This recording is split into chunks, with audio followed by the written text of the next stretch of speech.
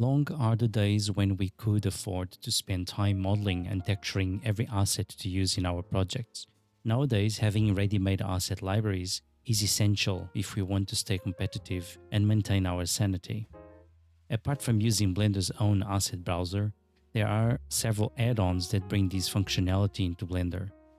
BlenderKit is currently the Blender add-on providing the largest library with a single subscription. You don't even need to have a subscription to use it. At the time of this recording, almost 50,000 free assets and nearly 100,000 premium assets are available to you. Next, let's have a look at how to install and use BlenderKit. You can get BlenderKit from blenderkit.com and it's free to download and use it. You don't need to create an account to use BlenderKit's free assets. Its functionality is precisely the same. The benefit of the subscription is just you will get access to the extra close to 100,000 paid assets. I'll leave a link in the description below. This is an affiliate link that gives you 10% off if you choose to support me when you purchase a subscription. And thank you in advance if you choose to do so. After downloading the zip file, you just need to drag and drop it into Blender's viewport, leave everything at default, click OK, and now the add-on is waiting for the client, so it's looking to connecting to their online server. Now that we are connected, we are ready to start using BlenderKit. We can use it in two different ways. One is through this top bar we've got here, and through the end panel on the BlenderKit tab here. The options are exactly the same. At the very top, you can either sign up for an account or log in. Next, we've got the search criteria. We've got the main categories: models, materials, scenes, HDRIs, brushes, node groups, and printables. Here's for us to upload an asset of either these categories. We're not going to do that on this tutorial. These categories are exactly the same as we've got here. And then we've got the search field, which is the same we've got here. And we can start searching for chair. And here are all of the chair models that BlenderKit has. You will be seeing some of these with a lock icon. This means that this is a paid asset. I'm going next to log into my account so we don't have these limitations here. Now, I don't have any more of those lock icons. Next, we've got the X sign to clear our search field and this eye icon to show or hide this bar with the results that we can see here as well. Next, we can choose to show our bookmarked assets. So the way you bookmark is like, say that you like this asset and then you click on this icon to bookmark it, or unclick it to unbookmark it. Next, we've got here the categories: architecture, character, decoration, industrial, interior. You can then click here and start drilling down through other subcategories as well. Let's go up. Next, we've got a filter. You can choose, if you have a free account, it's advisable for you to choose free first. It's going to always show you the results of free assets before you start seeing locked assets. The style, you can search by any or realistic, painterly, low poly, anime, 2D vector, 3D graphics, and others. Then you can also, in terms of what you want geometry nodes, design in the year. Let's say that these you can choose. Let's say that you want to search for a chair from 1950 to 1960, for example. You can choose that. You can search by poly count as well, texture resolution, file size, minimum, maximum, the condition, unspecified, new, used, old. So this is the style of the asset, if it's animated or not, the quality limit. Let's say that you just want to search for assets that are above 8, for example, then it will only show assets that are classified by the community with a level of 8 and higher. License any royalty free or Creative Commons 0. And then assets Blender version. And lastly, to hide adult content, which it's what this icon here means. Let's just have a look at the import settings. You can randomize the rotation. For this to be very visible, I'm going to choose 90 degrees. Let's say that I want to import this chair. As you can see, it's randomizing the rotation. As you can see, it's not aligned with the world. It has a random rotation. I'm going to import it again.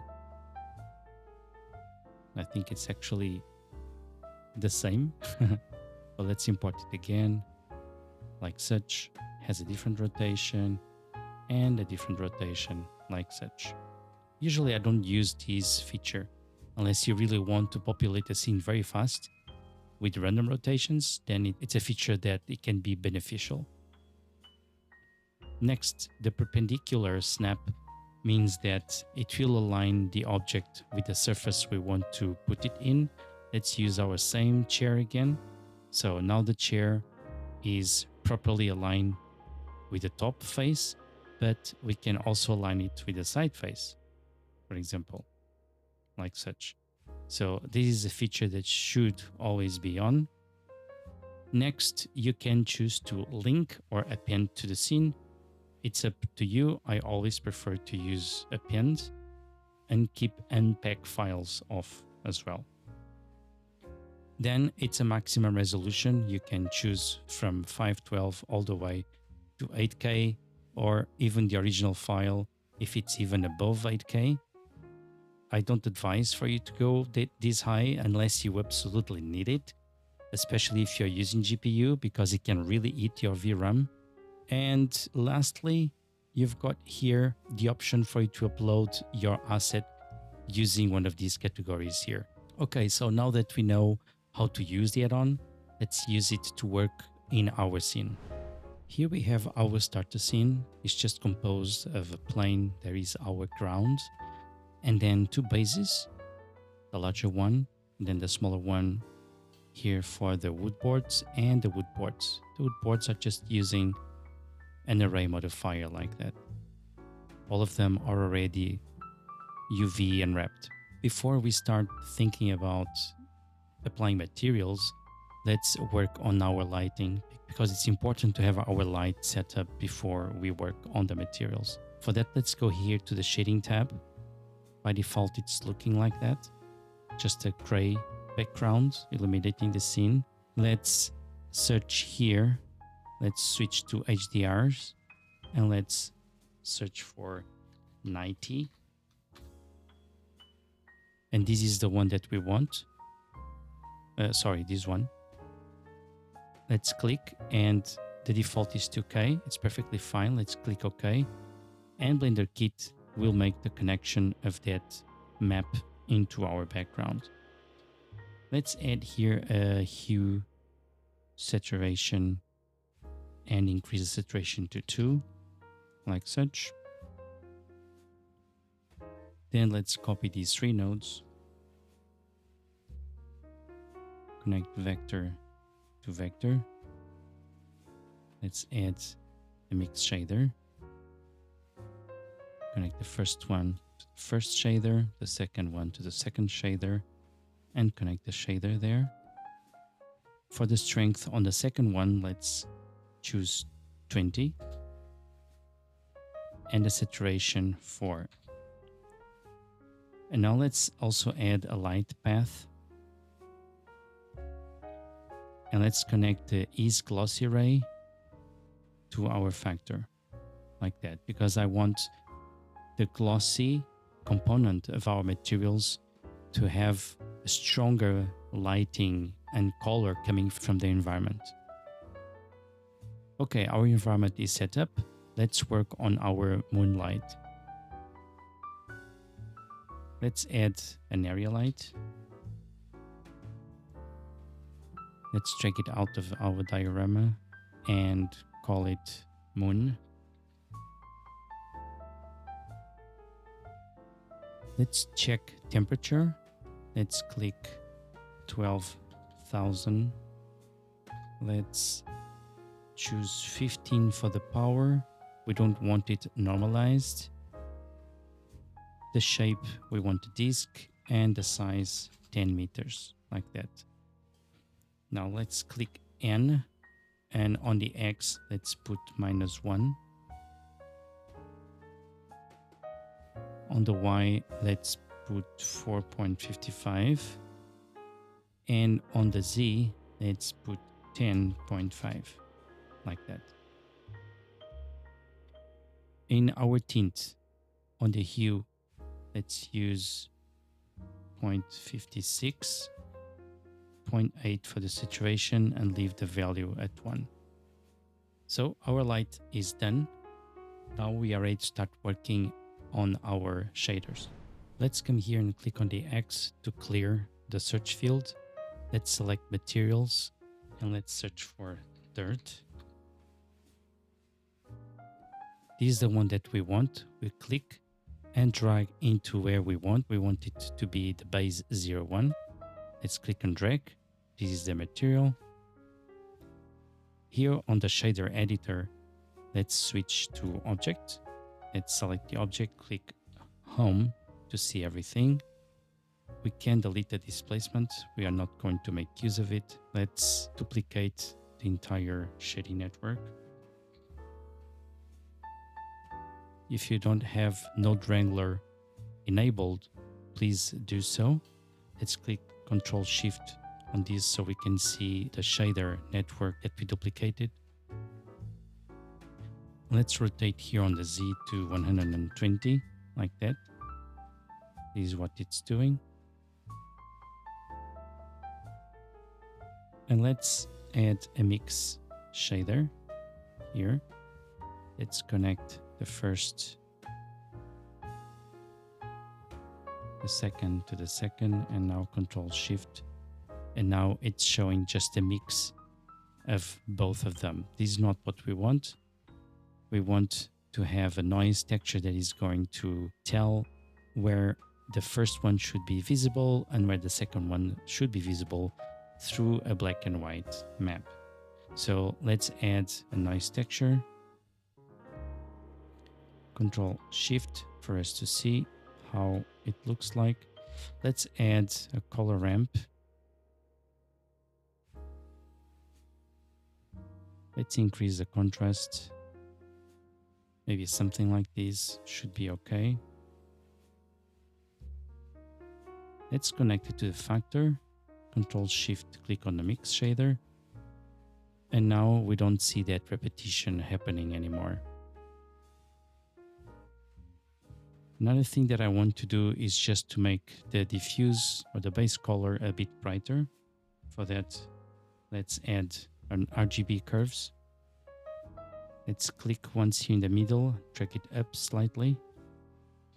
Shift to duplicate it. Let's add the same one here to the second map. And our dirt is done. Now let's search for wood for our base and the wood boards. Wood.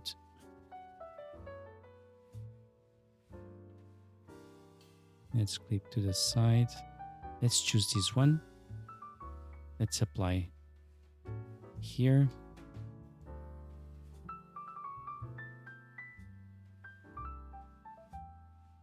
It's looking okay for now. Let's select the wood boards, and here on the material, let's click and select the wood as well. So we see it like that. Let's also make the diffuse color slightly brighter here. Shift A, color RGB curves, click on the middle and just drag it a little bit up like this. We are seeing here a little bit of repetition, so let's go here to our array modifier, UVs, and let's offset the U like such. and the repetition is gone.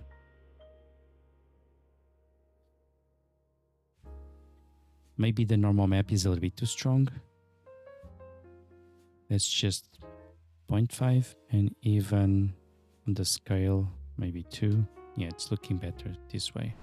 Now we are ready to start working in our grass. Let's select base 01, edit mode. Let's add an edge loop here, snap it to that corner. The same thing to that corner. Let's switch to face mode, select these 3, duplicate it, separate it. Let's name it grass base. We can get rid of the material. We will now go to the particle tab. Let's add a particle system. Choose hair. The length should be 0.15. Let's come here to children. Interpolated. We should choose render amount to 10 as well. We don't need more than that. Let's go down to roughness. And here on the endpoint, let's put 0.1. For the random, we put 0.1. Shape, we need 4. Yes, okay. And that's it.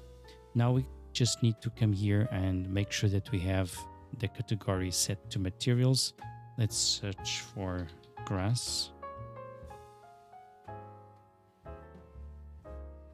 I'm looking for something that it's quite bright.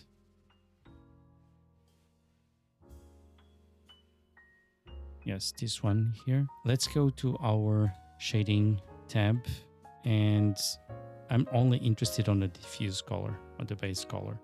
Let's delete everything else like such. Let's go back to our layout tab here. Now let's enter edit mode. Let's select these edges here and move them slightly in. The same thing with these ones. Again, you don't need to really to be too precise here, and also this one, because we don't want this plane to be visible. So let's just move it inside of base 01 slightly like this, just enough to be hidden. And now we can create a camera. Hit 0. Lock the camera to view.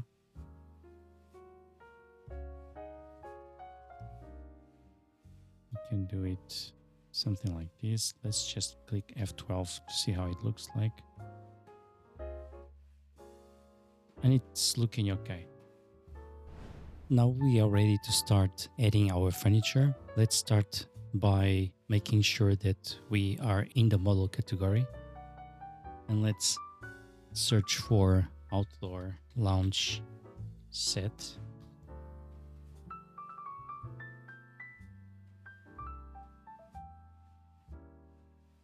It's this one.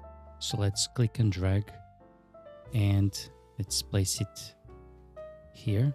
Let me drag the camera out of the diorama collection. With the diorama collection selected, let's create a new collection. Let's call it furniture. And let's drag our outdoor lounge set inside that. Right click, clear asset. And with the empty selected, let's rotate 90 degrees. And let's scale it by 1.15. Like such. Let's just move it a little bit inside like this. Let's clear the search. Let's search for outdoor chair.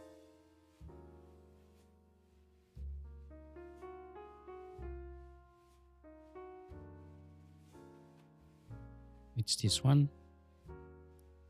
Click and drag. Okay, let's clear the asset.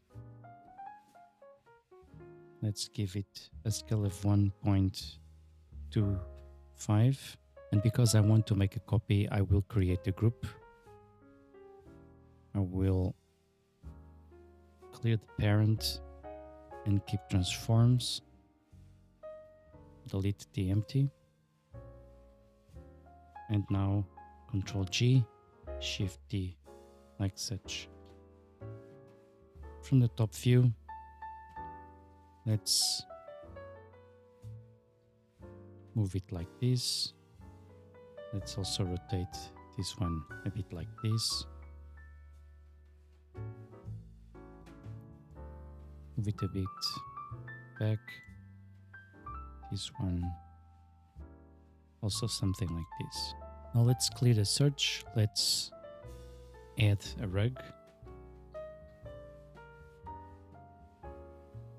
Now we need to find something suitable for an outdoor scene. You can drag, right click, clear asset. This should actually not be part of the collection, the furniture collection. Let's move it out. Let's go to the top view. Move the rug here roughly. Let's scale it by 1.13 like that. Put it here, and also the table, the coffee table, we can move it a little bit like such. Let's just make sure that it's not clipping. Let's move it a little bit on the axis like such. And regarding the furniture, we are all set. Now let's add decoration to the coffee table. Let's search for table decoration.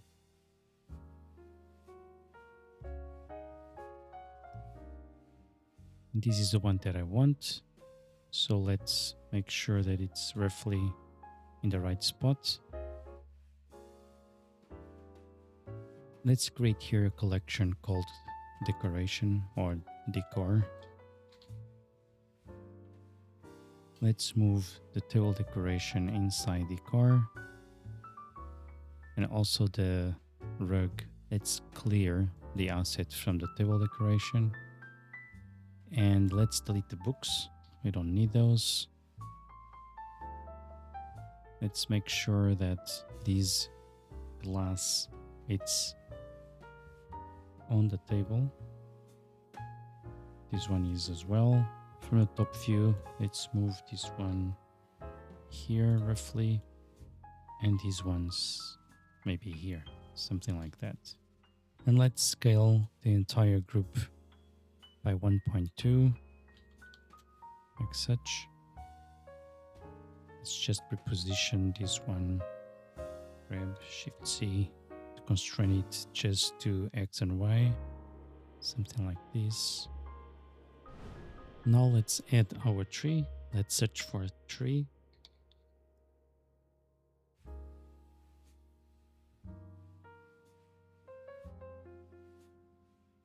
This is a process that always takes a little bit of time to find exactly the models we want.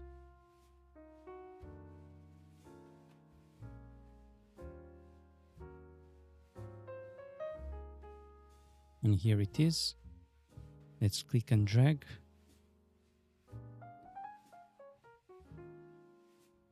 The tree is a little bit too big. Let's also create here a new collection that's called vegetation. Let's drag the tree inside. With the empty selected, let's change the scale to 0.785 like that. Let's just reposition it slightly a little bit more inside like that. Now let's add our lanterns to put in the tree. Let's search for lantern,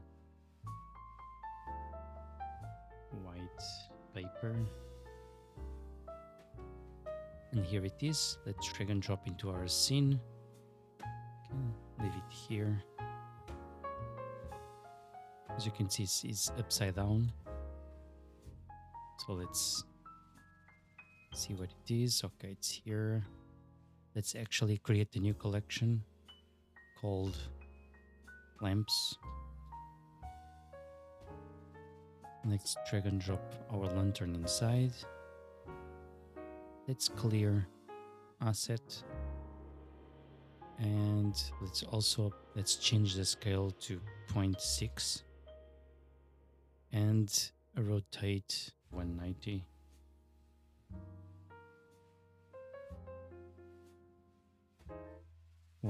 degrees. Move it up like this. Oh, so reset the X and Y because I want to add a light inside. Shift A. Let's add a point light. Front view. Point light should be roughly here in the middle. With the light selected, let's change the temperature to 3000. The power to 160. Keep normalized on. And the radius should be 0.2. Let's just move it down a little bit. And now let's go here to the Object tab. Let's go to Shading, Light Linking, and let's drag Lantern inside and uncheck. So this light will not affect the lantern paper. Let's do the same for the Shadow Linking. We don't want the lantern paper to cast shadows. So let's also drag and drop it here and uncheck. And we should also add the point light into the collection and actually shift drag inside the empty, so it's part of the same hierarchy. So now when we move the empty, the light will move with it. Let's get out of X-ray mode. Okay, let's place it here on the tree.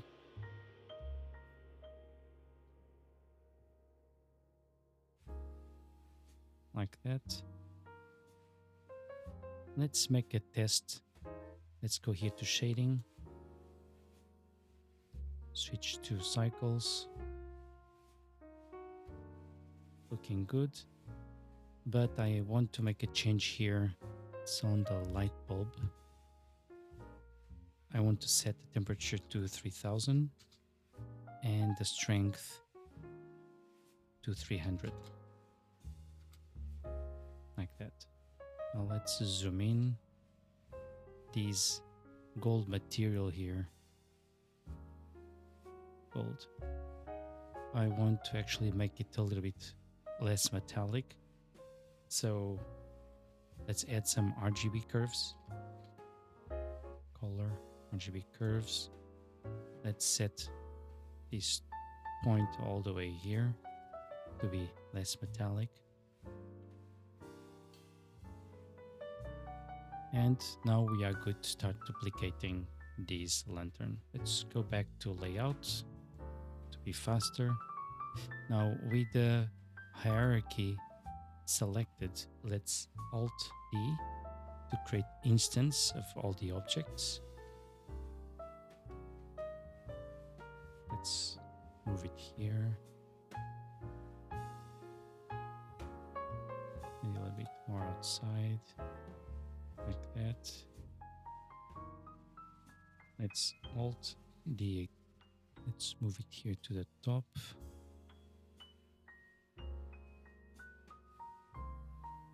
Somewhere here.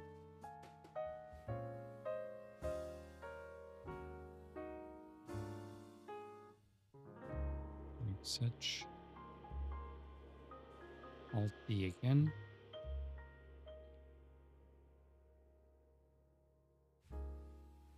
Let's move it down.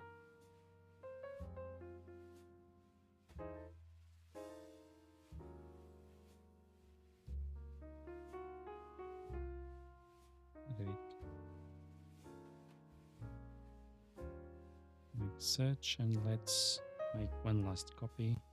Click T again, move it up a little bit to the back, up again.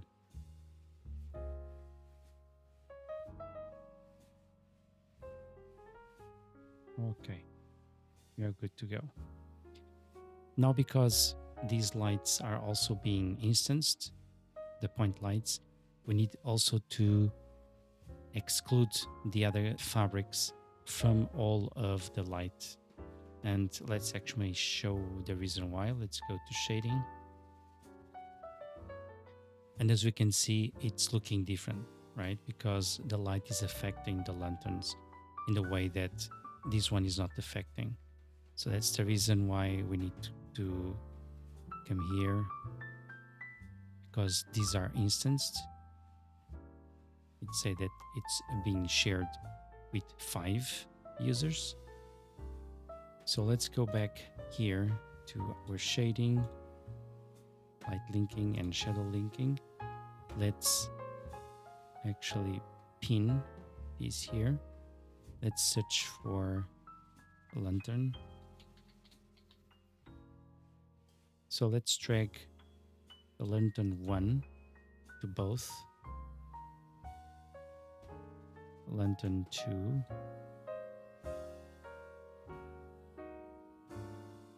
lantern 3, and lantern 4. And now let's uncheck all of these. And now the lights are behaving the way they are supposed to. Let's clear the search. Let's unpin this. Let's go back to our layout. Now let's add a fence. Let's search for fence wood. This is the one that I'm looking for.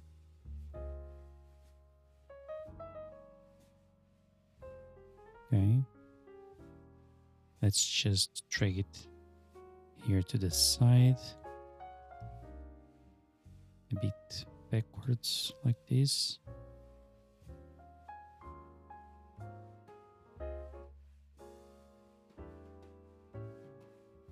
It should not be here in vegetation. Let's leave it on decor.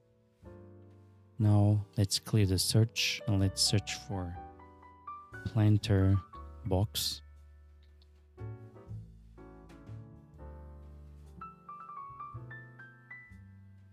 Let's use this one. Let's drag it here.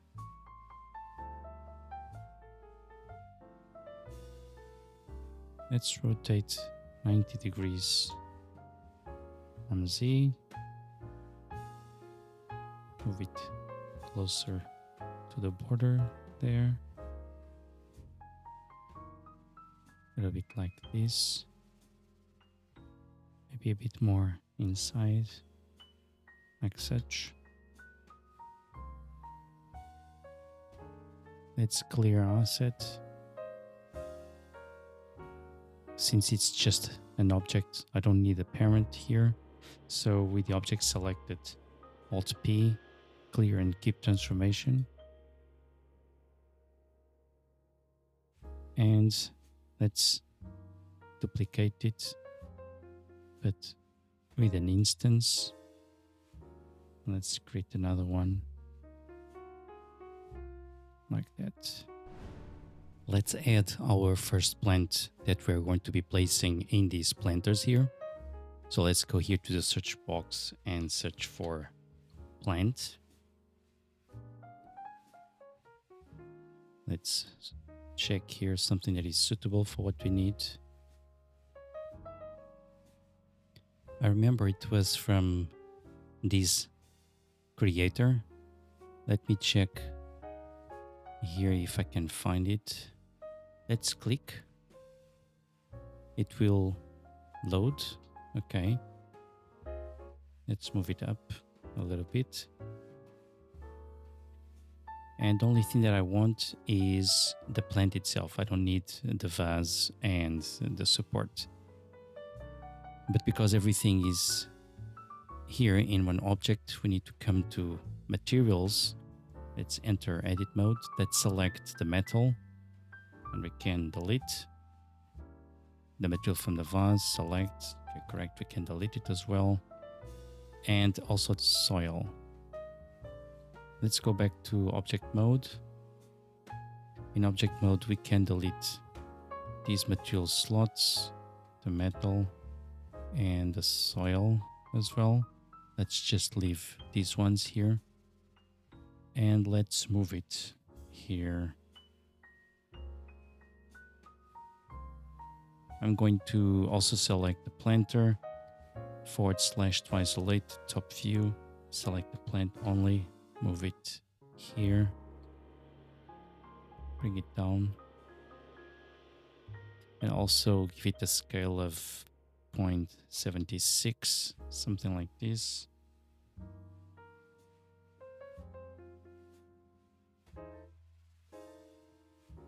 Let's select the planter, edit mode, Shift A to create a plane, top view. Let's move the plane here, edge mode, move it like such. This is just to create a simple plane to work as our dirt, like that.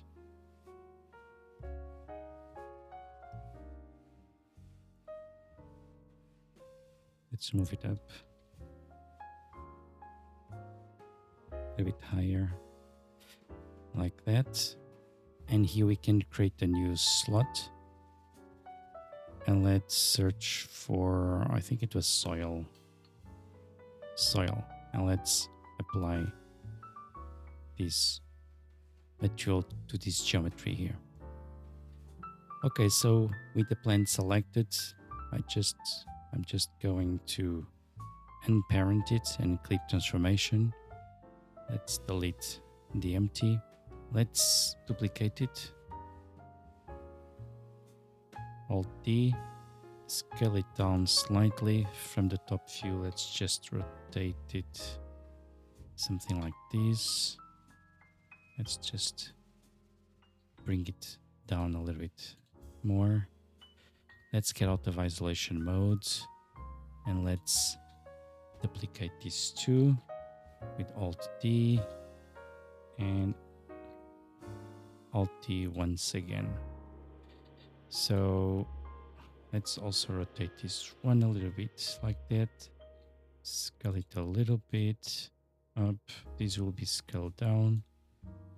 Also rotate on Z a little bit like that, just to give some variation. I think that we are good to go. Let's just go here to our shading. Let's go to our camera. Lock camera to view.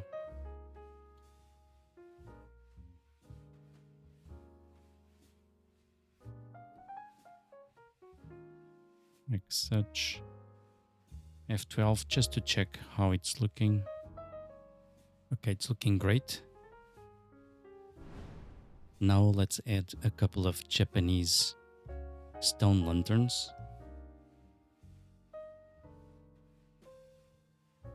And it's this one. Let's drag it here. Let's select it and scale it to 1.7 like such. Let's rotate it something like this. Right click, select hierarchy, Alt D, top view.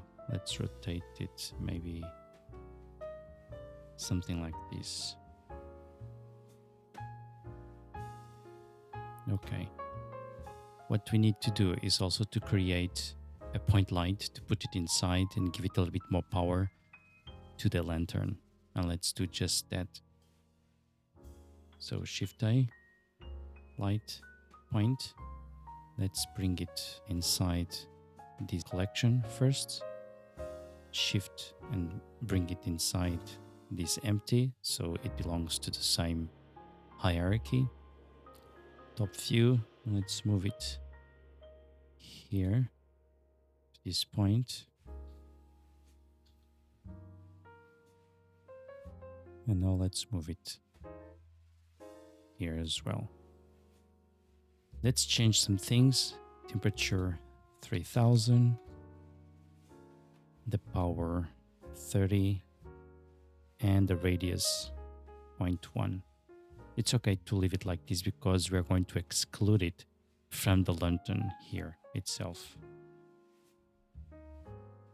Let's come here to the Object tab, Shading, Light Linking, create a new one. Let's drag the lamp here and check it on the shadow as well, New, and drag it here and check it so it doesn't cast a shadow like we did on these Chinese lanterns here. And now we can also duplicate it.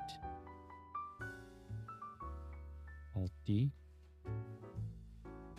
Put it here. Let's go to top view to make sure that it's aligned with the center. Like that.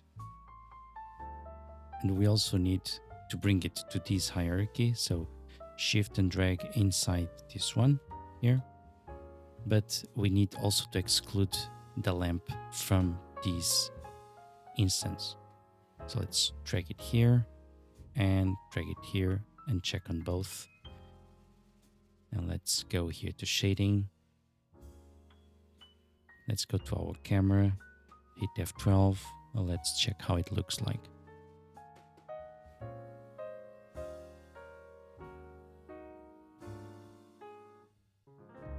Okay, it's looking good. We have 3 more plants to add to finish our scene. So let's search for stone crop bouquet. Let's see if it helps.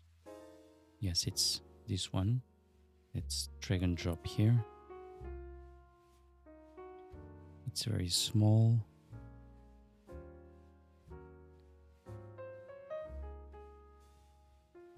Let's actually hear this Japanese. Let's go and drag it to the core. And now this one here. We need to set the scale of 2.55, like that. You can even just move it slightly here. Let's select. Actually, we will unparent it because it's just one object.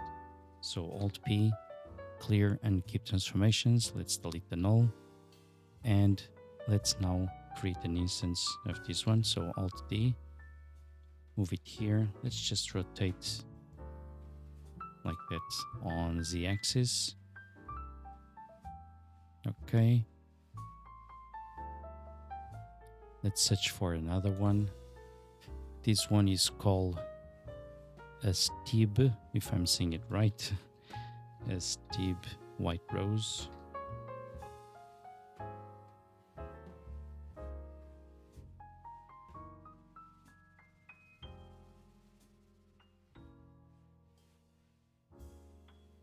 It's this one. Let's click and drag here. But we need to scale it down to 0.87, like this. Let's leave it here in the middle. Let's clear the search. And lastly, let's see if we can find it. It's decorative plant with vase. And it's this one. Let's drag it here outside because we just want the plant. We don't need a vase. Let's see if the vase is separated. So this is the plant. Okay, let's Alt P, clear, and clip transformations. Let's move it here to this area. Let's move it up a little bit like that. And of course, it's too large. Let's scale it down. 0.76.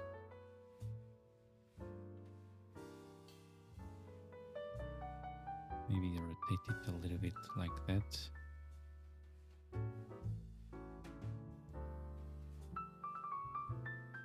Alt D. Move it here. This one probably around 0.6. Let's give it a little bit of a different rotation. Something like this. And Alt T again. Let's put it somewhere here. Bring it down. And maybe 0.81. Something like that. And let's just rotate it like such. Before we render, I just want to make here a couple of changes. One is in these pillows. Let's go and preview the textures. I want these pillows to have the same fabric from the sofa. So if we come here, it's called a linen. So let's select these pillows. And lastly, select the sofa. Control L, link materials. Let's go here to shading. And I just want to make sure. So this texture, I'm going to make it a little bit brighter, the texture from the wood. I'm going to add RGB curves. Click here in the middle, just drag it up like such.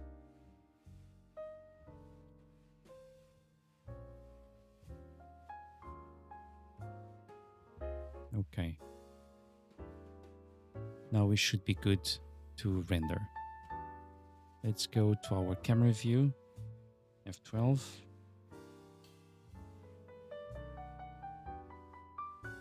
Looking good. And next, let's do some compositing.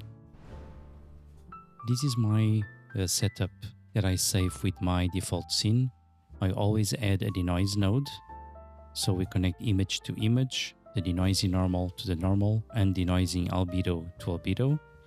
When it's more like creative work, I add a lens distortion with these settings. Dispersion set to 0.1, depending on the resolution of the image, but usually this is a nice amount that for me it's acceptable. It's not too apparent. Now let's add plume.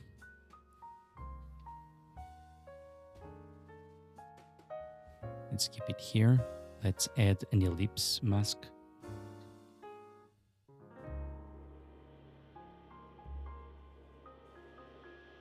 Let's add a blur node.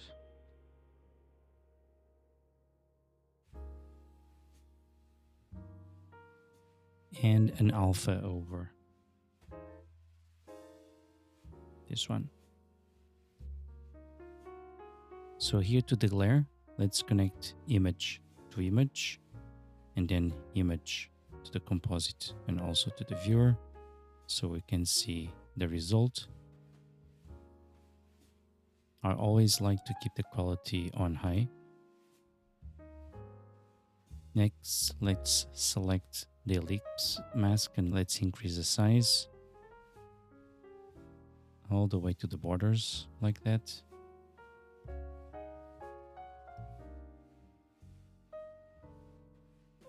Then we need to blur the mask. Let's connect here the image to the factor. Let's connect the image here to the second image slot.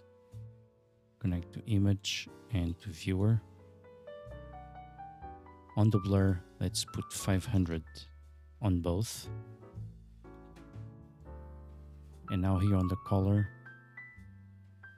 let's use this hex code of 2425 35FF, like that. So let's click F12.